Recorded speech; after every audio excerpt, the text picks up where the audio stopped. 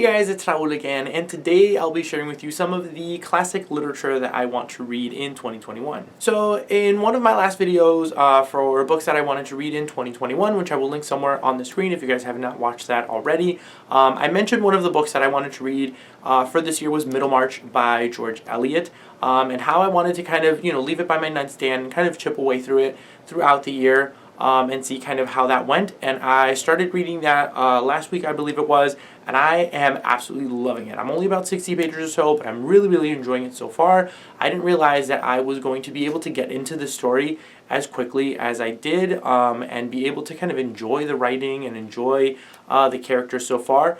So because of that, I decided that I wanted to try and incorporate some more classic literature throughout the year as well. I do have quite a few classic books that have been on my shelf for a very long time, but because I didn't think I was going to enjoy classic literature as much now that school is over, I hadn't picked it up before. I mean, I went to school for English, if you guys didn't know that, and I have my bachelor's in English Lit, and I did a lot of reading in, kind of classic literature and British literature and everything, and after I finished school I just never picked it up again, just because I had read and analyzed and written about so much classic literature that I wasn't picking anything up for fun. But Middlemarch was the first one after 2 years of me graduating that I finally picked up and ended up really loving and understanding and really getting into it really quickly. So yes, it motivated me to want to pick up some more classic literature. So I figured I would go ahead and share some of the books that I am hoping to pick up in 2021 with you guys today. So the first book that I have on this list is one that I think I'm going to pick up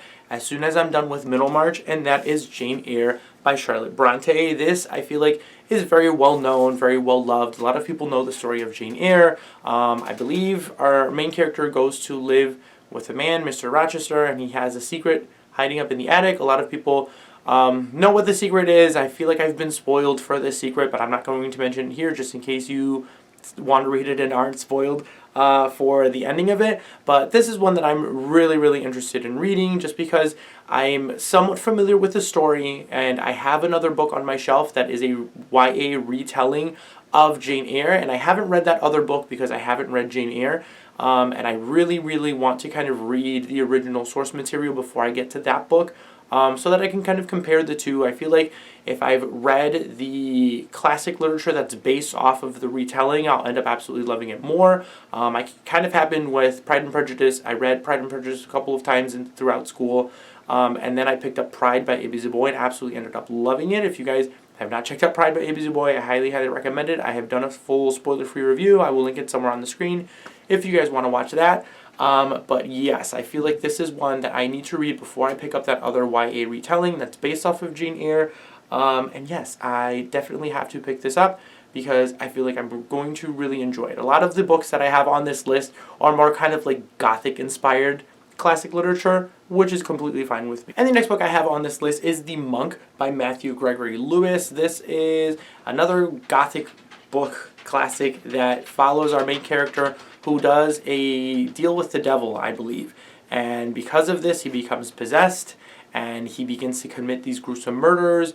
Obviously, the main character is a monk, and he begins to kind of rape and kill women throughout this novel, which sounds very gruesome and very grotesque. I read a small portion of this book back in school and really enjoyed that small portion that I read. So I've been wanting to pick up the full-length novel for a while now. I've had this on my shelf for a while now, and I feel like it's the perfect time to finally pick it up now that I'm kind of getting into more classics now.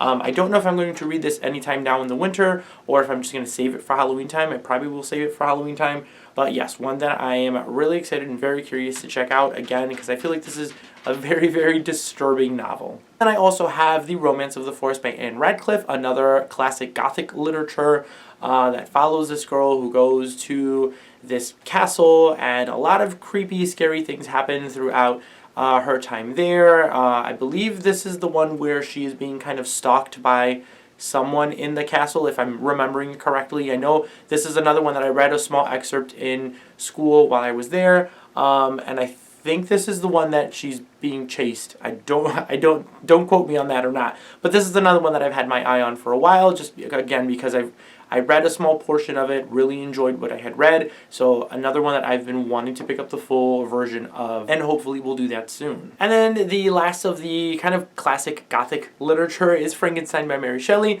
Another one that is very well known, follows Dr. Frankenstein and his monster and everything that happens. But this is one that I feel like is more character driven. It focuses more on the doctor and kind of his emotions and his feelings. People go into this one thinking it's about the monster, and it's obviously more about the doctor and his journey and everything. But another one that I feel like I can get through fairly quickly because it is very short. So yeah, I'm hoping to get to this one at some point in 2021. And also on my list of classic literature I want to read in 2021 is The Great Gatsby by F. Scott Fitzgerald. I feel like this is one that a lot of kids read in high school. It's mandatory reading in a lot of schools, but I did not go to high school in the States. I lived in Puerto Rico at the time, so I've never been exposed to the story. I know the movie came out years ago. I never watched the movie, so I have absolutely no idea what it's about, but I have a close friend who absolutely adores this novel. This is one of his favorite novels of all time. He's currently an English teacher, and I know he teaches on this. He's done a lot of talks and written papers and done a lot of research on this, so he absolutely loves this novel. He's been wanting me to read it for the longest time, and I have not. I really have no idea what it's about other than Gatsby, the main character, I guess, and things that happen to him. This is another very short novel that I feel like I'm going to get through very quickly, but one that I feel like I need to really take my time with.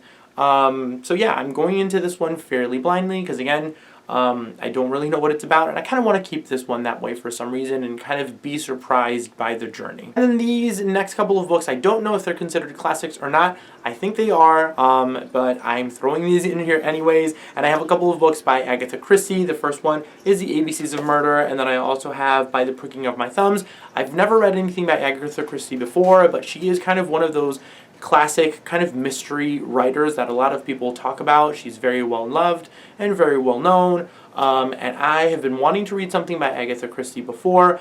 I know that she has written And Then There Were None, which I feel like is one of her most popular ones, and people really enjoy that one. These two were given to me by my wife's coworker. So yeah, I mean, I've had these on my shelf for a while. I'm not complaining because they were free, so I'm hopefully going to pick up at least one of these Agatha Christie novels at some point in 2021 and see what she can offer. And then I think this is the only kind of children's classic literature that I have on my shelf, but it is The Chronicles of Narnia by C.S. Lewis. I have yet to read the Chronicles of Narnia series, and I feel like this is a classic. A lot of people have read this book or have read this series and have absolutely loved it, and I really need to get into this. I've watched two or three of the movie adaptations. I think it's two of them. I hear they're not that great compared to the books. I really enjoyed the movies, but we will see what happens when I get into the books. But yeah, one that I'm really excited to get into. This has a lot of kind of faith-based kind of storylines and undertones and everything, which I'm really excited to get into and see what everything is about.